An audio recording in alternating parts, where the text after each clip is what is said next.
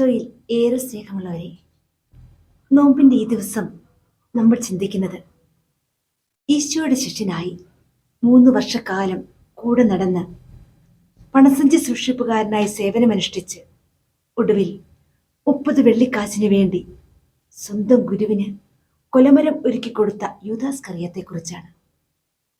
ഈ നോമ്പുകാലത്ത് യൂദാസിനെ കുറിച്ചുള്ള ചിന്തകൾ എന്തിനാണെന്നായിരിക്കും. നല്ലവണ്ണം ഒന്ന് ആത്മശോധന ചെയ്തു നോക്കിയാൽ യൂദാസിന്റെ അയിരുകൾ നമ്മളിലുമുണ്ടെന്ന് മനസ്സിലാക്കാൻ കഴിയും.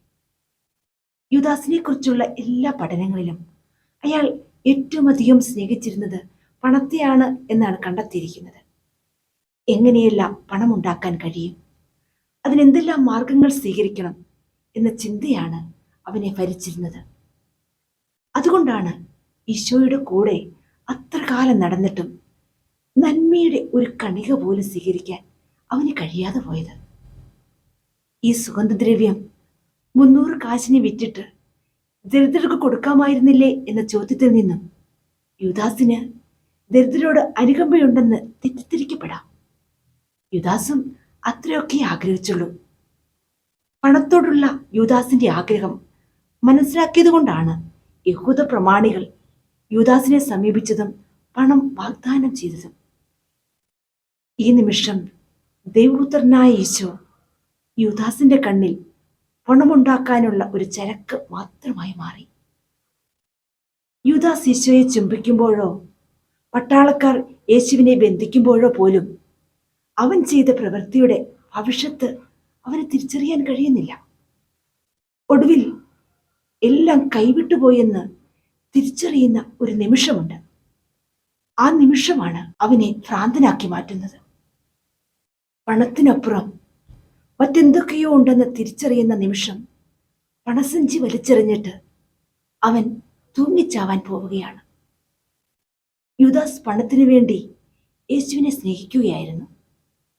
ഇന്നും പണമുണ്ടാക്കാനുള്ള മാർഗമായി യേശുവിനെ കാണുന്നവർ ധാരാളമുണ്ട്.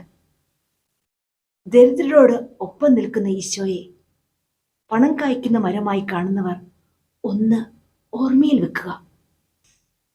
ആ മരത്തിന്റെ ചില്ലയിൽ തന്നെ നിനക്കുള്ള കുരുക്ക് ഒരുങ്ങിയിരിക്കുന്നുവെന്ന്. മനുഷ്യന് ജീവിക്കാൻ വേണ്ടിയാണ് പണം.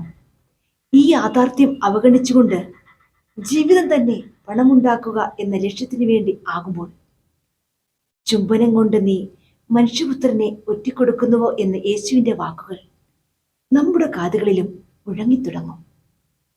ഒരു നേരത്തെ കഞ്ഞിക്ക് വകയില്ലാത്തവൻ നമ്മുടെ മുൻപിൽ നിൽക്കുമ്പോൾ അവന്റെ കഞ്ഞിയെ കവർന്നെടുത്ത് നമ്മുടെ കഞ്ഞിയെ പായസമാക്കി മാറ്റുന്നുവെങ്കിൽ യൂദാസിൽ നിന്നും ഒട്ടും വിഭിന്നരല്ല നമ്മൾ. നമ്മുടെ പ്രവൃത്തികളെ ന്യായീകരിക്കാൻ നാം എന്തെല്ലാം മുട്ടായുക്തികൾ കണ്ടെത്തിയാലും ദൈവത്തിന്റെ കോടതിയിൽ വിലപ്പോവില്ല എന്ന യാഥാർത്ഥ്യം ഈ നോമ്പുകാലത്ത് നാം തിരിച്ചറിയണം.